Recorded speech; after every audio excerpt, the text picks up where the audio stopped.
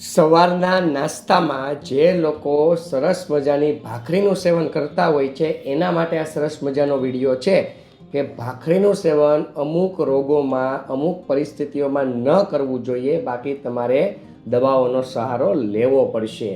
સવારે ભાખરી, બપોરે રોટલી, સાંજે ભાખરી અથવા રોટલી, કે સવાર સાંજ અને બપોર ઘઉં અને ઘઉં, એવા લોકોએ તો ખાસ ચેતી જવાનું છે.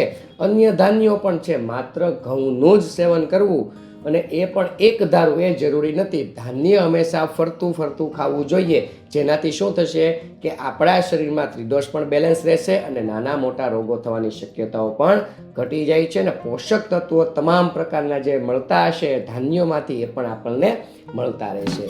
વૈદક વિદ્યા ચેનલમાં આપનું હાર્દિક સ્વાગત કરું છું. આપ સૌને મારા પ્રણામ. જય ધન્વંતરી. તો હવે ઉઠીને જે લોકો ભાખરીનું સેવન કરતા હશે એવા લોકોને ગેસ એસિડિટી થવાની શક્યતાઓ વધી જતી હોય છે. અને જે લોકોને ઓલરેડી ગેસ એસિડિટીની સમસ્યા છે એવા લોકોએ બને ત્યાં સુધી ભાખરી અવોઇડ કરવી જોઈએ. ક્યાં સુધી અવોઇડ કરવી જોઈએ? કે જ્યાં સુધી એમને ગેસ અને એસિડિટી કાબૂમાં ન આવી જાય ત્યાં સુધી. કેમ કે ઘઉંમાં ગ્લુટેન નામનું તત્વ રહેલું છે. જો અમુક લોકોને પચાવી ન શકે તો ગેસની સમસ્યા થતી હોય છે. અને ભાખરીમાં મોણ તેલનું આપવામાં આવે છે.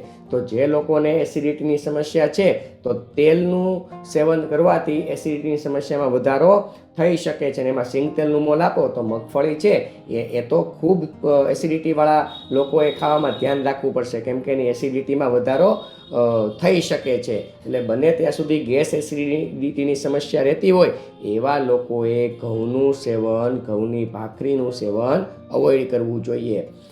હવે પાચન સંબંધિત જે તકલીફો હોય, જેમ કે પેટ ભારે લાગવું, ભૂખ ન લાગવી, થોડું કંઈ જમોને પેટ ભારે થઈ જાય, અપચો થઈ જાય, ઓડકાર આવે, પેટ ભારે લાગે, પેટ ફૂલી જાય, જેમાં પછી દડા જેવું થઈ જતું હોય, આવી સમસ્યામાં તો ખાસ ઘઉંની ભાખરીનું સેવન અવોઇડ કરવું જોઈએ. કેમ કે ઘઉંની ભાખરી છે જે પચવવામાં થોડીક ભારે છે અને તમને ઓલરેડી પાચન સંબંધિત વિકારો હોય તો એમાં તરત જ વધારો થશે. અને એ વધારો થશે એટલે તમને લોકોને એમ થશે કે આ મને શું થઈ ગયું, અને નકરી તમે દવાઓ લીધા કરો, દવાઓ બદલાવ્યા કરો, છતાં પણ પરિણામ ન મળતું હોય તો એના કારણમાં આ પ્રકારનો ભારે ખોરાક પણ હોઈ શકે છે. તો બને ત્યાં સુધી, જ્યાં સુધી તમારું પાચન તંત્ર બરાબર ન થઈ જાય ત્યાં સુધી તમારે ઘઉંની ભાખરીનું સેવન અવોઇડ કરવું જોઈએ.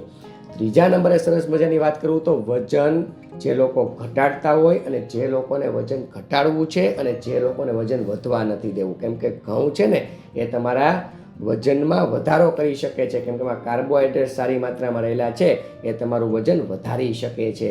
એટલે ખાસ કરીને જે લોકોને પેટનો ભાગ વધારે હોય, જે લોકોને સમગ્ર શરીરમાં વજન વધતું જતું હોય એવા લોકોએ ઘઉંનું સેવન થોડોક સમય અવોઇડ કરવું જોઈએ, જ્યાં સુધી એમનું વજન કંટ્રોલમાં ન આવી જાય ત્યાં સુધી. ડાયાબિટીસ વિશે સરસ વાત કરીએ તો ડાયાબિટીસવાળી જે દર્દીઓ છે એણે પણ બને ત્યાં સુધી ઘઉંની ભાખરીનું સેવન અથવા ઘઉંનું સેવન અવોઇડ કરવું જોઈએ. કેમ કે ઘઉંમાં કાર્બોહાઈડ્રેટ્સ રહેલા છે જે તમારી રક્ત શર્કરામાં વધારો કરી શકે છે. એટલે જે લોકોને ઓલરેડી ડાયાબિટીસની સમસ્યા છે એવા લોકોએ બને ત્યાં સુધી ઘઉંનું સેવન અવોઇડ કરવું જોઈએ. અને જે લોકોને સોજા કે એક ત્વરિત સોજા આવી જતા હોય અને એક લાંબો સમય સુધી સોજા રહેતા હોય તો બને ત્યાં સુધી શરીરમાં સોજા હોય એટલો સમય પૂરતું પણ ઘઉંનું સેવન અવોઇડ કરીને બીજા ધાન્યોને પણ સ્થાન તમારી ડાયટમાં આપવું જોઈએ, જેનાથી આ પ્રકારનું ઇન્ફ્લામેશન છે એ પણ ધીરે આપણે ઘટાડી શકીએ છીએ. જે લોકોને ગોઠણના દુખાવા હોય ને એવા લોકોએ પણ ખાસ કરીને ઘઉંનું સેવન અવોઇડ કરવું જોઈએ. શા માટે?